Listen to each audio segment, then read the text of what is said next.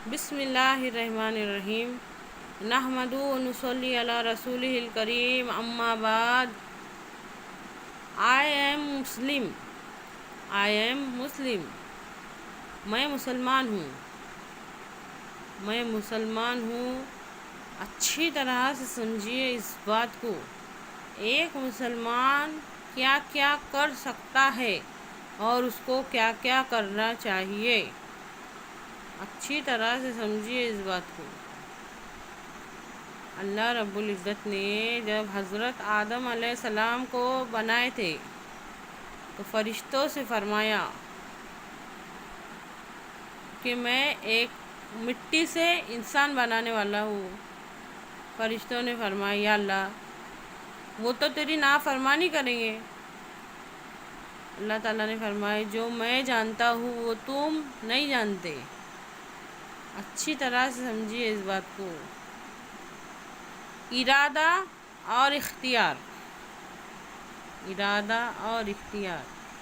یہ دو پاور، یہ دو طاقتیں ایسی ہیں جو اللہ تعالیٰ نے ہم انسانوں کو دی ہے، فرشتوں کو نہیں دی. فرشتے حکم ربی کے پابند ہوتے ہیں، وہ جو چاہے وہ نہیں کر سکتے. اگر ہماری زندگی کو امتحان کہا گیا ہے تو وہ اسی لیے کہا گیا ہے کہ ہمارے اندر اللہ تعالیٰ نے وہ پاور ڈالی کہ ارادہ بھی بنا سکتے اور اس پر عمل بھی کر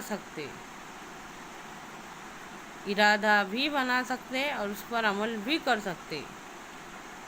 ابھی چاہے فجر کی نماز پڑھو نہیں پڑھو فوراً سزا یہاں نہیں ملے گی. نیکی کرنی ہے نیکی کرو، برائی کرنی ہے برائی کرو، اس کے اوپر تم کو فوراً سزا دنیا میں نہیں ملے گی. یہ ارادے اور اختیار کے اوپر ہے. یہ ہم انسانوں کے اندر اللہ تعالیٰ نے لگے. اور قرآن پاک اور حدیث ہم کو ہدایت کے لیے بھیجے گئے کہ تمہارے واسطے بھلائی اسی میں ہے، تم یہ راستہ چنو. اہدنا الصراط المستقیم. اللہ تعالیٰ سے جب ہم کہتے نا ہم کو سیدھے راستے پر چلا تو اللہ تعالیٰ نے ہم کو قرآن پاک میں سیدھے راستے کی سمجھ دی ہے، حدیثوں میں سیدھے راستے کی سمجھ دی ہے. چاہے تو تم اپنے ارادے کو ادھر لگاؤ چاہے ادھر لگاؤ. اچھی طرح سے سمجھو اس بات کو.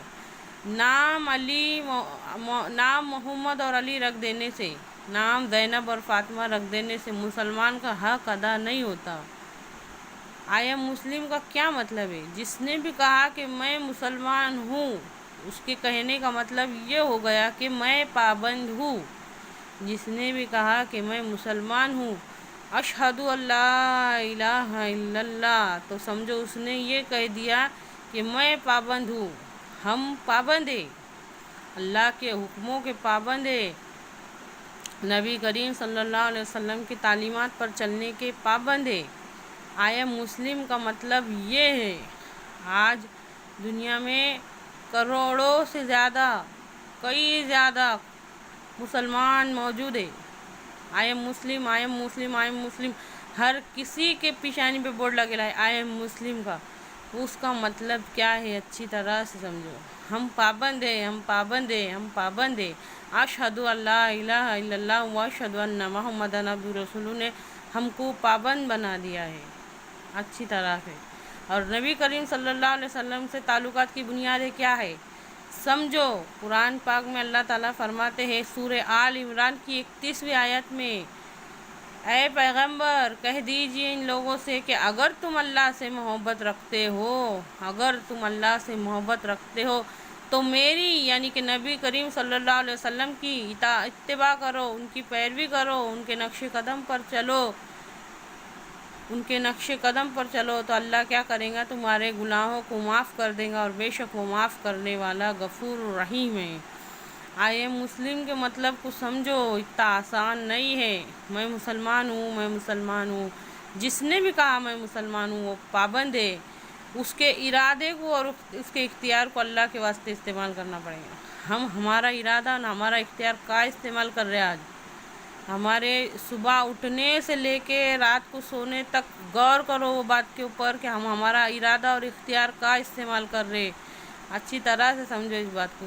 اگر نبی کریم صلی اللہ علیہ وسلم دعوت دیتے وقت یہ کہتے کہ اللہ کو مانو، اللہ کے حکموں کو نہ مانو، تو شریعت کی ضرورت نہیں تھی، قانون کی ضرورت نہیں تھی، دین کی ضرورت نہیں تھی، نبی کریم صلی اللہ علیہ وسلم کی ضرورت نہیں تھی۔ اللہ کے واسطے بات کو سمجھو، آج دین کا مطلب چھوٹا کر دیے۔ نام محمد اور علی رکھ دینے سے، نام فاطمہ زینب رکھ دینے سے، نام فاطمہ رکھ دینے سے، نام اسلامی رکھ دینے سے اور حلیے مسلمانوں والے بنانے سے کام نہیں چلے گا۔ کام مسلمانوں والے کرنا پڑیں گے، کام مسلمانوں والے کرنا پڑیں گے۔